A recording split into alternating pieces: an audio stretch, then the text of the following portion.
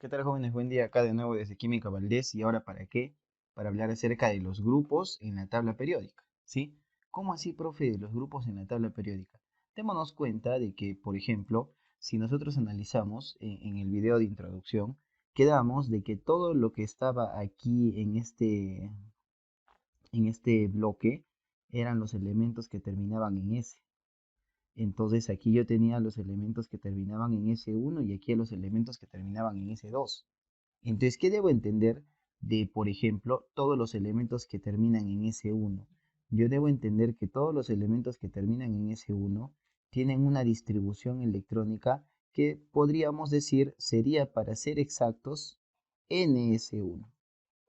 ¿Y eso qué tiene de interesante? Tiene de interesante de que todos los elementos en el último nivel tienen la misma cantidad de electrones y por ende se espera que reaccionen de la misma manera o al menos tengan un comportamiento muy parecido.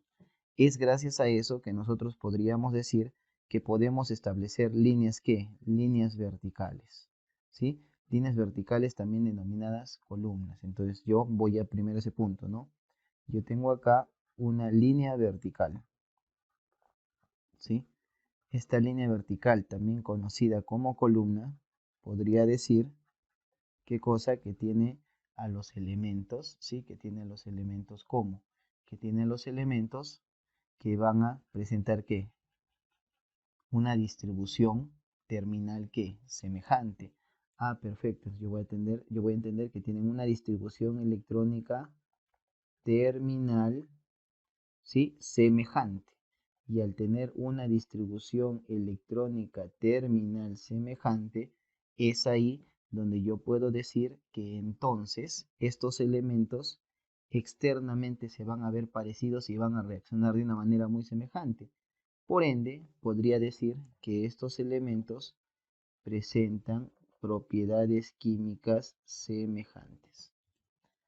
Ah, profe, o sea, me está diciendo que todas estas columnas o líneas verticales tienen elementos con propiedades químicas semejantes. Sí.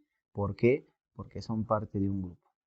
A ver, desde cero, ¿qué es un grupo?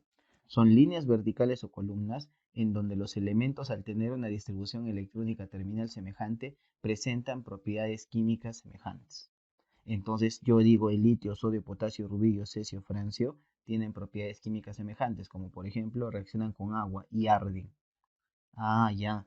O de repente podría entender que aquí tengo esta columna, ¿no? La columna que es del grupo 7A.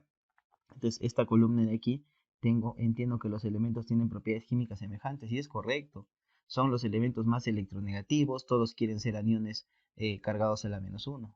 Ah, ya. Entonces, ¿qué estamos entendiendo? Que hay grupos. Grupos, columnas, ¿sí? Que son líneas donde los elementos presentan propiedades químicas semejantes. Ahora, tenemos dos tipos de grupos.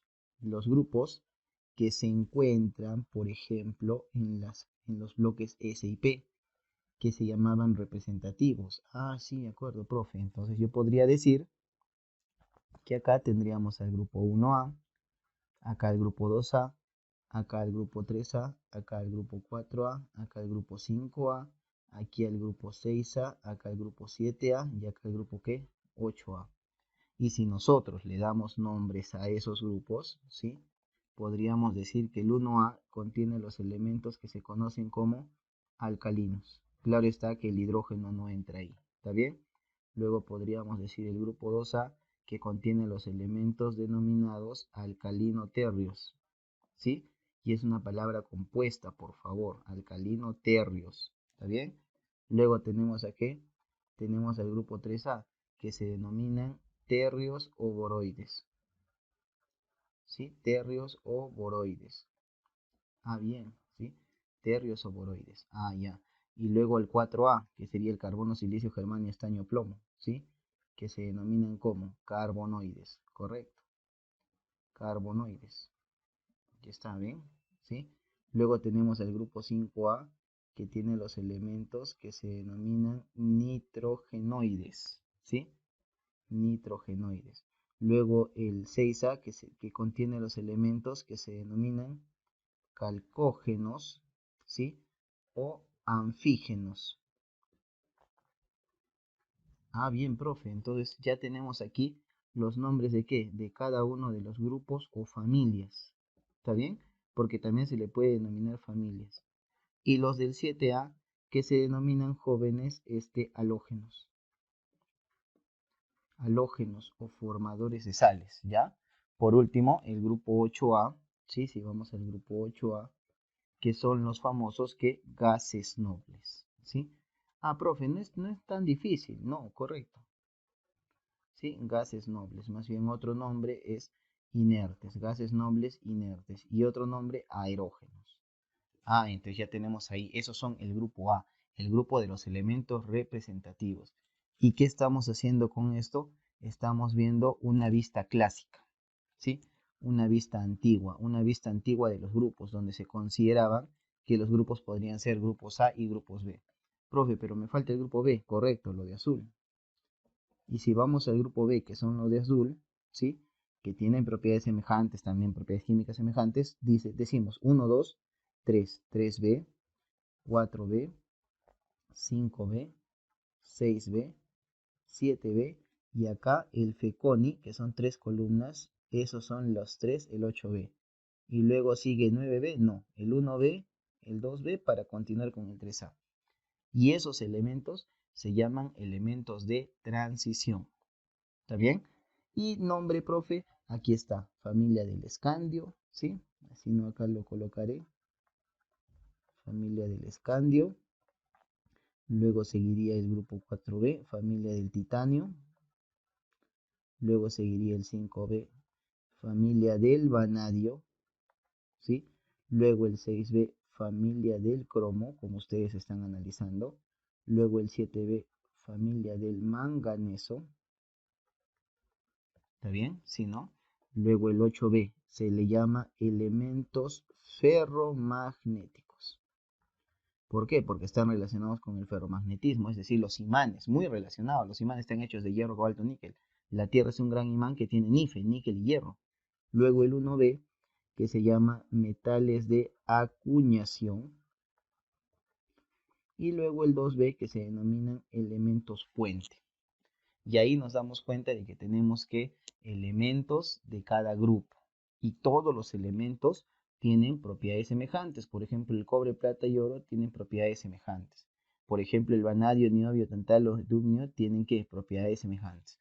Por ejemplo, el hierro, rutenio, osmo, señor, el jasio tienen ¿qué? Propiedades semejantes. ¿Estamos bien? Y entonces nos damos cuenta aquí, ¿qué cosa? De que los elementos que están en una misma columna tienen propiedades semejantes. ¿Ya?